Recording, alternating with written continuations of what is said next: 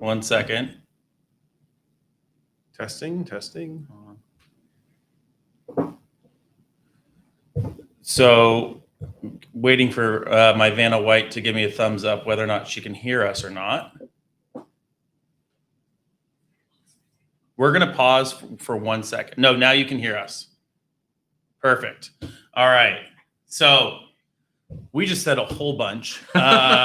You missed all the nuggets. You missed all the good nuggets. We'll try to redo this. We actually have a new fancy sign. Want to shout out to Jordan on our team for getting this put together. We're now officially a LinkedIn Live series because we have a sign. So going in, I'm Ryan.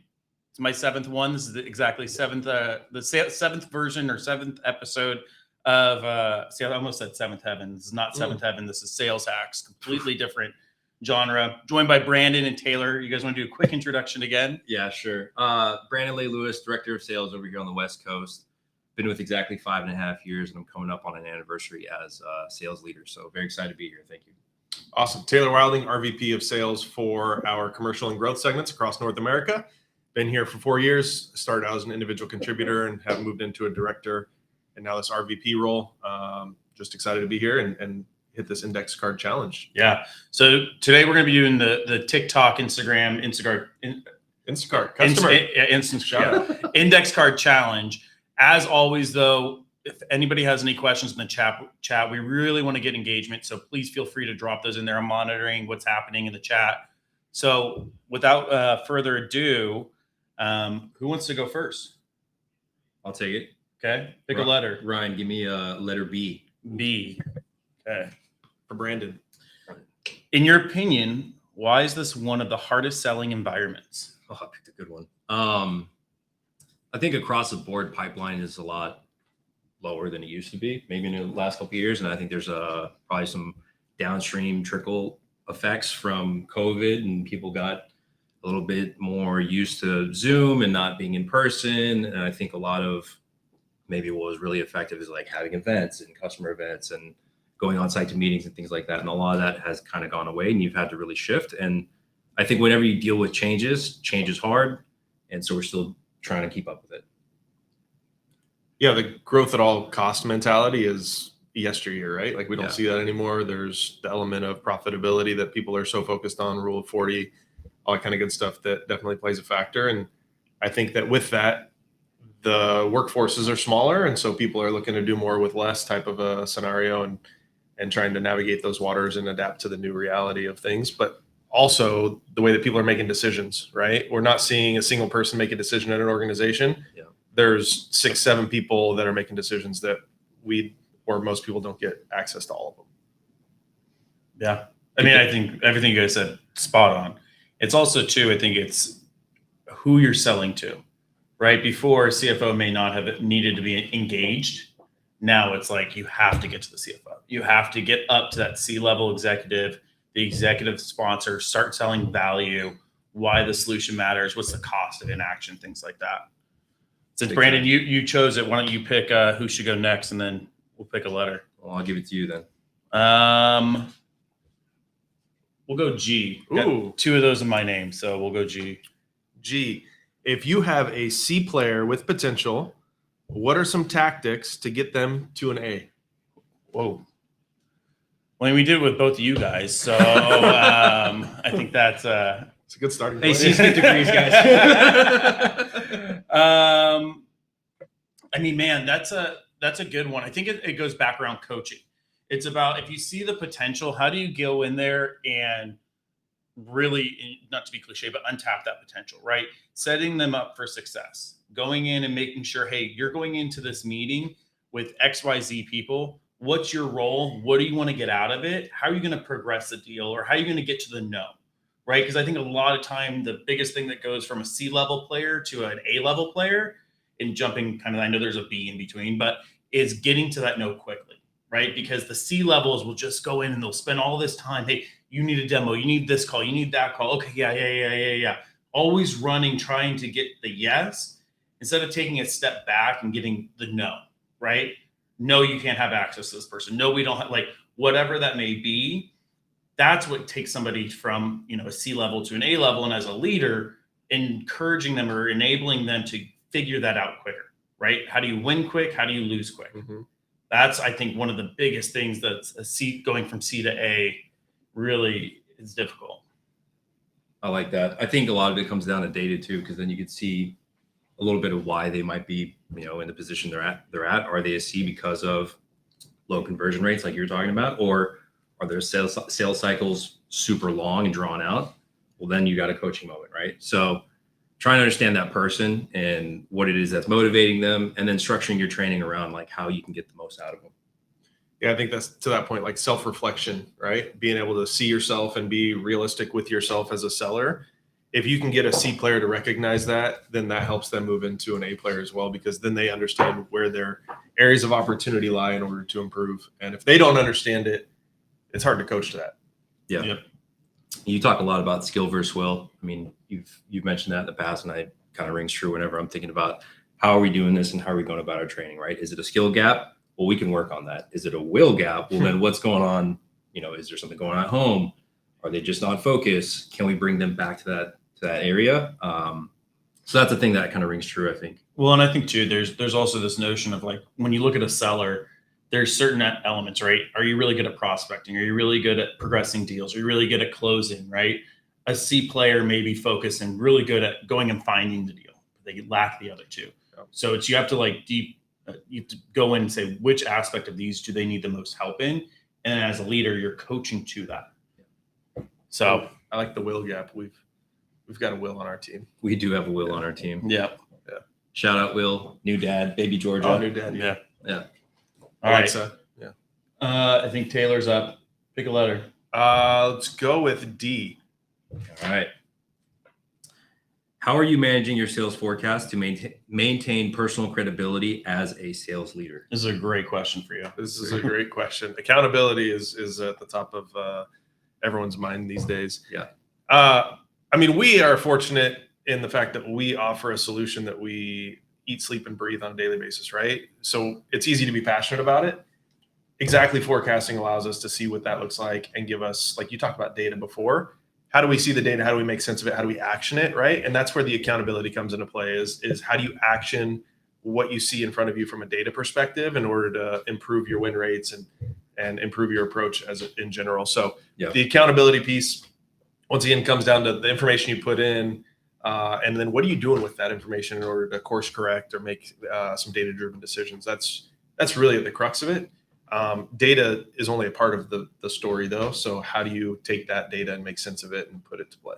Yeah. I mean, I think it's your brand, right? Because it's going in and saying, hey, I am calling this number, right? So your brand is on the line every time you call a number. Because if you go in saying, hey, as a rep, I'm going to do $500,000 this quarter, and then the next week you're like, I'm going to do 450. And then the next week, and it progressively goes, okay, well, what are you actually going to do? How do you build that brand, that credibility, to your point of going in and ensuring that you're calling the right number, you're calling the ball? Because the last thing, especially as you go up the management ranks and you have those leaf levels, you want predictability. You want people that you can trust. And that's the key thing is you got to be able to trust what the reps are calling, because it rolls up. If you have, and I've said this to you guys, and I know we've said it to the team, if you have 100 reps and everybody drops their call by 20K, like that adds up to the individual rep. That doesn't really matter to them. 20K is not very big, but when you extrapolate that out, that's a huge impact to the business. So it's really building your brand that you can call the ball. Yeah. We were talking about personal brand last night, weren't we? The three of us? Yeah. I don't know if maybe all right. You guys don't remember? I was trying to remember it. All right, cool. Good talk. A lot of conversations, All right. so many books. Many books. All right, Brandon, My turn? Yeah. I'll go E. Ooh, coming back. When deals are stalling, what are 3 things that you can do to jumpstart it? 3 things. 3 things that jumpstart it. I think it's really, if we're talking about customer focus, which you mentioned earlier, if you bring it back to that, why did this customer care about this project? Why is it important to them? And you really get to the crux of not just maybe this person who's hands-on with a project or hands-on with that pain, but how do you tie it to the bigger company objective? If you tie it to that, surface that to the people that you've been working with, and then just plainly ask them, like, where should we go from here? Is this still important to you? I've seen that work. I've seen that at least get some type of response, and then that way you're not just sitting there in the dark hoping that's going to come back. How many things was that? Maybe it was 4. Who knows? Yeah. I mean, I think that there's a few things, right? I was always taught back in my day from one of the reps that used to work here, people buy from people, right? And so if you look at that as point number 1, people buy from people. They don't want to go and just buy. It's not a transactional sale. You have to build a relationship, right? So how do you engage if a deal's stuck? Either A, you're not selling at the right level. B, you haven't built up your brand, your credibility with the customer to help progress the deal, or there's no value that they're seeing. This all ties back into people buy from people. You have to solve that first. You have to go create a champion, somebody that'll give you inside detail to what's actually happening. Because that's, once again, what makes us, going back to the first question, go from a C player to an A player. How do you build that relationship? Because that's always key. The second one is, how are you driving urgency, right? How are you going in and saying, this is the cost? I feel like a broken record here. This is the cost of inaction, right? If you don't do this in the next month, here's what the potential impact is to the business, whether you don't get to buy XYZ software, you don't get this business efficiency, the board doesn't, is looking for Y, and you won't be able to deliver it, whatever that may be.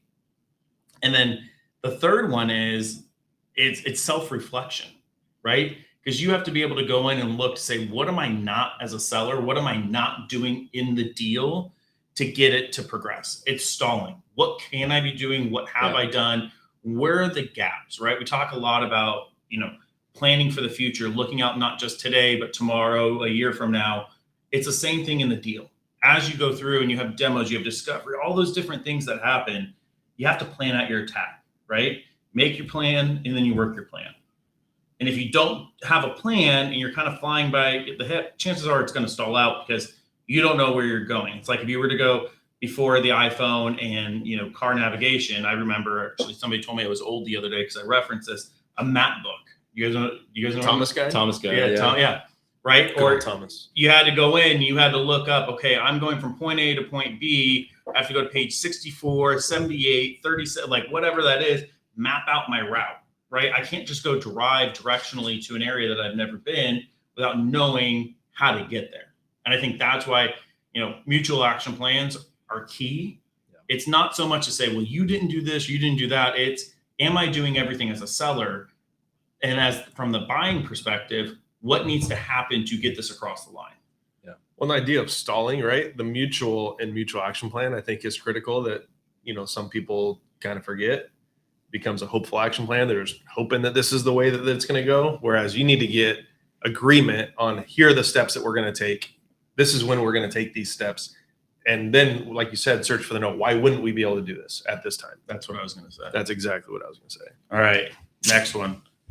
Which is it? I think I just asked you for a card. Yeah, I'll go. Let's go. This is like, did you look at these? No, this is No. all. Of course not. What is your personal motivation? Ooh. My personal motivation is, well, like I said, we're passionate about what it is that we're offering, right? That's from a sales perspective. My motivation in general, though, is career progression. I'm never satisfied with anything that I ever do. There's always some sort of like next level up leveling that we can do, right?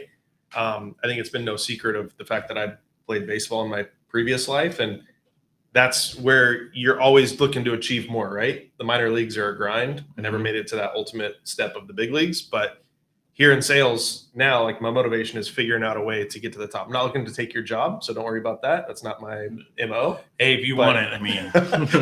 But that's my motivation, is continuously striving to improve on a daily basis. And if your wife's work watching, yeah, your wife and your kids are obviously a personal motivator as well. Just throw that out there. 1% better every day. Yeah. 1% better every day. That's what it's for them. Yeah, it's for them. That's your why. That's your why. So she can post nice pictures of her outfits and things like that. Yeah, of course. Taylor's a saying that if you get 1% better every day, you'd be 365% better by the end of the year. I don't think that's quite how That's math. good math. That's math. The math isn't quite mathing, as someone says, but yeah. What about you, Brandon? I mean, I think if you're thinking about personal Y, yeah, I got a little guy at home. He's 2 and 3 months now, and we You actually said little? He is little for now. Not for a 2-year-old. He's pretty strong. We actually are expecting. Oh, Yeah. whoa. Drop the bomb on there. But Dang. yeah, we're expecting. So number 2 is coming. So Oh my God. yeah, so that's a big personal motivation for me. I can tell you, stop at 2, 3. Yeah. Yeah. Man, I congrats. see what you and Mitch are doing, and yeah, I don't want to have That's great, 3. buddy. How about them apples? Yeah, So you're really going to start selling? I really do. Yeah. So all this, I'm taking all this in. I need to get 2% better every day, not 1. Wow. I mean, Taylor, are you any No expectations No here. No. expectations? Okay. New Just turned to No, we've got just, it. just turned into Maury real quick here. You are not the father. So, all right, Taylor, pick again. Okay, we'll go with Jay. Getting thumbs up all All over right. the place. People running in saying congrats to Brandon. How do you work with RevOps teams Ooh. to optimize the performance of salespeople? Share some of the latest tips and tricks. Shout out Annie and Bailey. Banny. And Sally. Annie and Sally. Yeah. I mean, we had an instance of that earlier this week, right? They updated our forecasting instance, and they have pull forwards tab right there for all the reps, right? So how do we keep tabs on some of those forward-looking deals, and how do we make sure that we have eyes on those, and they're not just parked there for the sake of being parked there, and we're working them. So I think we've got a really good collaborative environment, and it's been really helpful for us this year. And we get to hear their perspective on like, this is important data that you should be incorporating into your sales cycle. And when we're looking at deals and challenging our reps and trying to figure out what is the no, what could stop this from happening, all that gets incorporated in the tool, which is really helpful for me. Yeah, the nice part too is our RevOps team came from other places, right? Which they love to tell us about where they came from and the things that they learned in those places that they can apply to our business as well. That helps. So different outside perspectives. Yep. And the second set of eyes, third set of eyes, whatever it may be, to kind of do sanity checks is where I see it. Yeah. I mean, one of the things I love to do is when Bailey goes out of office, I'll go. She doesn't do that. I'll pilot software and be like, oh, by the way, I think we're gonna buy this. Yeah. So no, But she doesn't go out of office. but I think that there's a reason too. It's not called sales ops anymore. It's called RevOps, right? Because you're looking at, you want to look at revenue. It's not just the actual transactional sale. It's what are the terms that are happening? What's the reporting? What's, the negotiations that need to happen? They're seeing it from, this macro level where the reps are so focused on the micro, what's happening in my swim lane, and they can provide guidance and different feedback of what's happening organizationally. So I think that's good. I was hoping we had the sound effects like David Letterman where I could throw maybe next time, Jordan. Get ad effects. Yeah. David Letterman, you've aged yourself twice on this call. I know. Greatest interviewer, maybe. I think he's pretty good. You think Letterman's the greatest interviewer like of all time? I think he's up there. Really? You don't think so? I like his questions. Can't. Yeah. I mean, I think Joe Rogan's probably the best interview of all time. Joe Rogan's pretty good, I guess. But all right, checking the chat. Please, once again, we have cards here, but if there's anything that you want to ask, get feedback on, please put it in the chat. We're monitoring that. Why don't I pick one? Boxers or briefs? It's TMI. Okay. Why not both? Boxer briefs. Boxer briefs. Yeah. Not both on top of each No, other. I'm going to answer because I don't need anybody posting later that's like tidy whities, Well, it's definitely the briefs. to that point though, have you ever wondered why superheroes wear their underwear outside their clothes, like Batman and Superman? This sounds like a conversation you had with your sons the other day in the car, but Perhaps. Perhaps. They had good answers. You guys apparently have nothing. I think it's for color on the page back in the printing days. Ooh. Oh. oh, wow. You've thought about this. Yeah, this is the first time. I like to draw. we've I like never- to draw. I thought about this stuff. Okay. All right. Let's go C. C. Given the tough sales environment, is your approach to deals changing? What are you doing in a challenging market to make it easier for your customers? Yes, times are changing. I think we're seeing people not want to take risks, and not so much when it comes to software, but to legal terms, right? So we're seeing, I mean, and I can't speak for everyone out there, but you're seeing more people question, hey, we want uncapped liability. We want the vendor to take all the risk. We want to make sure that you're having all this data protection and privacy, which we obviously have, but they want it even to the nth degree. Yeah. So I definitely think times are changing. With that approach, though, it goes back to how do you educate the rep onto getting ahead of those things, right? A good rep will go into a contract negotiation and say, hey, 2 things I can't have: uncapped liabilities, termination for convenience. Other than that, we can come to terms. Those are my two showstoppers. And when you set those proper expectations, it can help ease that sales cycle. And then I think you have this notion of, the business wants, and by business, I mean like the individual contributors, managers, director levels, they want to create efficiency. Their jobs at times can be challenging, and they don't want to do these manual processes anymore. And then you have the C levels that are looking at from a budgetary perspective. Well, I don't care how much time you spend. I don't want to add this incremental cost, right? So what can we do in the interim? So how do you get that value proposition back to the C level? Yeah, and I think that goes back to the business case needing to be justified, right? And if you're relying on your champion or whoever it is that you're working with to sell your solution internally, it doesn't seem to go very well, right? So getting access earlier on to those economic buyers seems to be when we're seeing the least path of resistance to getting deals across the line. Yeah. I'm sure that people out there are seeing other things depending on their industry or their offering, but for what we're seeing and what we're talking about with our customers too, is that's the biggest challenge, is getting access to the economic buyer. So how do you make it compelling enough early on to get to the economic buyer by, once again, going back to selling with value and actually having a business case buttoned up before, or at least hypothesized before you get to that point of a. Well, I think that's big on making it easier for your customer, right? I think Griff Coyle shared the article about the CFO is going to grill your champion. So how do you make sure that they're prepped, they have everything that they need from a business case justification, and you've armed them with all the salient points around why this should be happening now versus pushed out later? And I think if you're doing it well, then you're one of those A players. Yeah. Griff would be an entertaining guy to have on one of these. I don't think from a legal perspective. Oh, he's not. We would be able to. I think he would be. Yeah. He'd be good. Maybe we can do like a Netflix uncensored version, but. I think he's standing up right now with his hands. I think he's flustered after hearing that. All right. Why don't I go F? F. Share 2 characteristics of the most successful salespeople and why. Grit and hunger for knowledge. You're talking about being 1% better every day. Oh, wow. I think that's a big one for sellers. I like the grit one. I love grit. I stole that, truthfully. I thought you just made it up right now. No, I definitely stole that. I've heard it from different sales leaders, and I've heard it in podcasts. And I think it really exemplifies someone. Like, you can't just take no, and you've got to be chasing a no. And so there's a lot of people who say, like, oh, sales, you deal with so much rejection.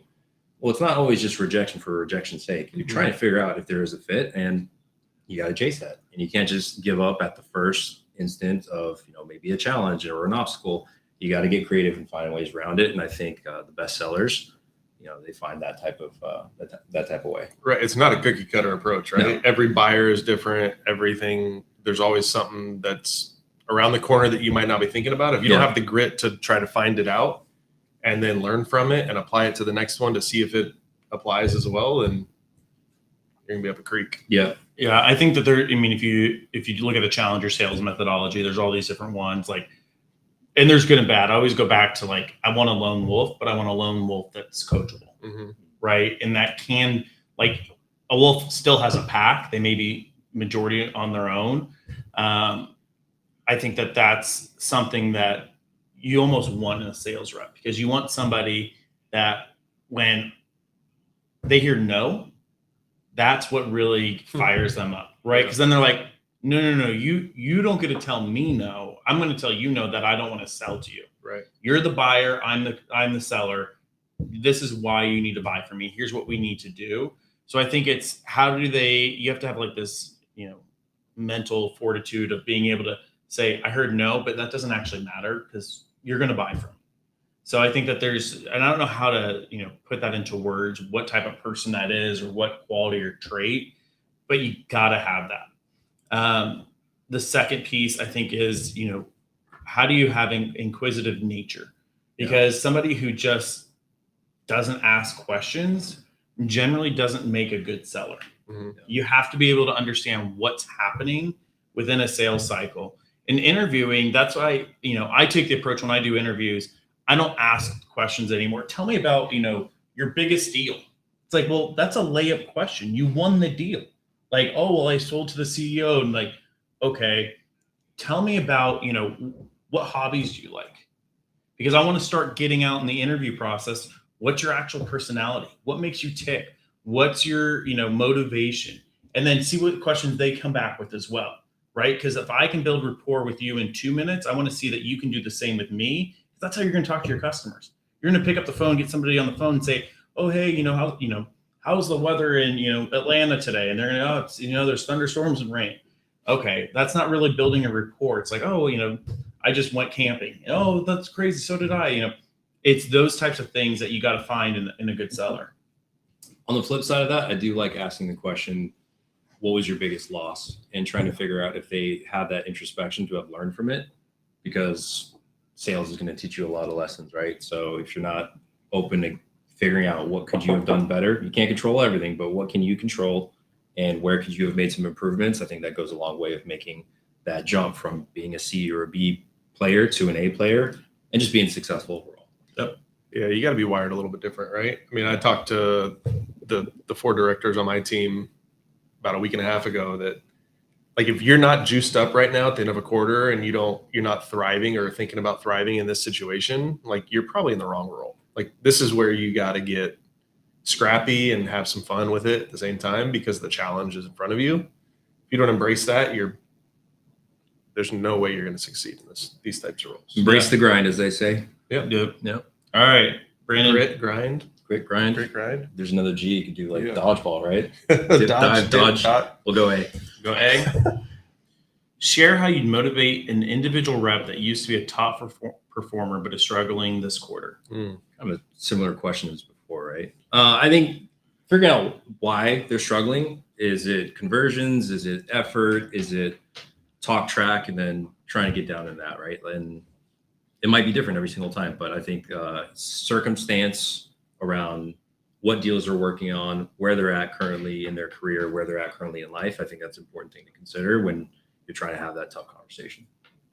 I think too, it's going back and understanding what they did to be successful previously, right? Like replicating that, but at the same time, we talked about that things are changing. So is what you did before not working now? I think it's Chris Cabrera, our CEO and founder, that always says, like, you have to continuously reinvent yourself, right? He talks about that quite a bit. Every couple of months or years, you got to, maybe not months, that's a little aggressive, but you got to reinvent yourself. If you've had success in the past, you've got to understand what you did well, but then also what's changed, and then how do you apply, some learnings to that and go make adjustments. I think adjustments is the key. Well, I mean, not to compare selling to sports. There's not very many parallels. There's not very many, but if you think about in baseball, a hitter that's slugging or not slumping, right? What do they go do? They go in the batting cage. They hit off a tee. Yeah. They don't go and just go straight up to the next at bat and like, okay, I'm going to wait for a curveball and then I'm going to smash it out of the park. It's like, no, I need to go back to the fundamentals and making solid contact, making sure my weight's distributed right, making sure I have my, my hips go, everything else. That's where they start. And that's one of the things that I think as you go through, and if you're a rep and you're struggling, and especially in this economy, like your mind's all over the place. What worked a year ago is not even working now. Right. So you got to go back to the basics of selling. And there's to go back on that analogy, right? There's the feel of it, but then also what are you doing to inspect it, right? That's where like video analysis comes into play. Totally. It's the very same thing for sales. If you're not going back and listening to your recordings, figuring out where you could have, asked a deeper question, been more curious, search for the no, whatever it may be, then you're doing yourself a disservice. And if you were successful at one point and you're struggling, if you're not going back and listening to those calls and understanding where you could have made a course correction, then you're going to continue to struggle. Is it the craziest idea to go and do that self-reflection? No. See, you search for the no, you got it. See? Bingo. Good job. All right. That was the sound effect. The glass breaking. The H, I last guess. H it is. Okay. What's your approach as you coach and train more junior team members? What is your internal North Star as a leader? That was a long question. I need to read it. It's 2 questions, actually. Oh, it's 2 questions. This is where my ADD comes in, ADHD. What's your, scare tactics? No, I'm just kidding. No, this is actually an interesting one because I think that it's a little bit too of when you hire junior or newer sellers, I don't want to say junior, newer sellers, right? That come from lead gen or their first fresh college grads or making a career change, whatever that may be. Coming into the office is one of the biggest things that can help a rep. Yeah. Because it's not so much saying, oh, I have to go into the office from 8 to 5. It's about the rapport you build with your other sellers. It's about listening. Like, you remember this when we were in our old office. I would take every call from my desk when I was with a customer on a demo because there's so much that you can learn and hear, right? You may be experiencing something, but you're off in a conference room taking a call with the customer and no one else is on the sales floor listening to your call because you're away in the conference room. They can't give you that feedback. And it also makes me aware of how I'm speaking to customers, right? Because then back when I was a seller and I did this, my bot, hey, you position this way, you may want to think about it that way. One of the best advices I got was a crutch word, right? Everybody has it. I would say, well, I'm thinking here, right? I'm not prepared. It's kind of like this. And my boss said, it's not kind of like anything. It's either it is or it isn't. So I think that there's that notion that can really, really, really help a seller progress quickly. It's just the learning element, being around others that do it and listening to it. I think the best way too on the crutch word piece, not to interrupt you, but I did, is to actually talk about it, right? This is your crutch word. This is what you keep going back to. Once you realize that that's what it is, you realize how often you're saying it and you can then correct it. Well, you're talking about watching tape, right? So if you watch tape with your rep and you call out like, hey, this is your crutch word, let's count how many times you use it. I think it raises a lot of eyebrows. Yeah, dawns on me. I was trying to figure out what that saying was. Yeah, and then the internal North Star as a leader. I just want people to make money. Mm-hmm. Like, if a joke, you can be a jerk 98% of the time, but if you're a leader that can get them to, W-2 more than they did last year, that's how you build a rapport. That's the biggest thing, right? Being in sales, it's not about the trophies that you win for being rep of the quarter. It's about, all right, I can go buy what I want to buy now. I can go make the kind of money I want to make and live a certain lifestyle. And that's really what tapping into a good seller, right? A junior seller that comes on or a seller that you have on your team where they're fine with their base salary. It's like, well, why are you in sales? Like, there's so much stress that happens to work for a base salary. Like, why would you do that to yourself? Yeah. It's rewarding to see someone, especially a young seller, buy their first house, put in a pool, all that kind of good stuff. It's exciting. Yeah. I know you get a lot of gratification out of that. You told me that in the past, right? Watching people go through milestones, have kids, buy houses, be able to not be worried about when I've got a big thing that just happened, I got to buy a car and they're not stressed about that. I'm sure that helps a lot, right? By the way, people having babies is a sign of a strong economy. We've had, feels like more people going on maternity and paternity leave lately. So that's maybe things will turn around. Yeah. So paternity leave, huh? Cool. That's the third director. There's something going on in the water here. That's the third director in the Xactly water. Yeah. Oh my gosh. I hope not. Good thing I'm drinking coffee. Yeah. But no, I think it's to your point, especially when you build a sales team that has tenure at a company, it's not turning over year after year. I remember when you started, you were driving a Mini Cooper that had Arnold Schwarzenegger on the back. Yeah. Still got it. Yeah, you still got it. But still it's some laughs. But it's one of those things where you see people they're advancing their lives and you're helping them along the way. It's not like I try not to take credit for any time a seller makes a sale, right? I was only brought in at X amount of point, but it's the things that go into place, like our great GSP team. What kind of training are we doing? It's our lead gen team going in. What kind of deals are they going? How much effort are they putting in? It is a team effort along the way of marketing, PR, all those efforts that go into that sale. So for me, that's one of the key North Stars is giving credit, making sure people are making money. People are making money. Everybody's happy. Yeah, Totally. Well, you get some of those junior sellers too, who are able to be celebrated at the end of the year. You send them to P Club, like changes people's life, gives them a new perspective on like, hey, this is a way to travel. So I think that'd be a pretty cool thing to do, right? Yeah. I did hear a rumor where P Club's going to be next year. I won't announce it here, but no, you don't take his thunder. No, that'd be a bad idea. Because then then he'll uninvite me. But looking at the chat, we have no other question. Anything you guys want to? Is a hot dog sandwich? I know you love this question, so I had to ask. Why? You think that's your okay? Yes, it look like I love hot dogs or something? Absolutely not. Okay.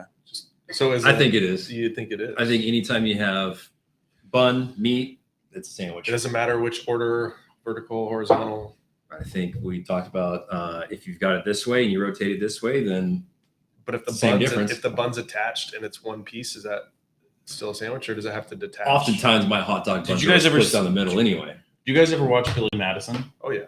Okay. Do you remember what happens after shampoo or conditioner? Is that what we're trying to figure out? At the end of the speech, what the principal says, we are all a little bit dumber for having to listen to this conversation right now.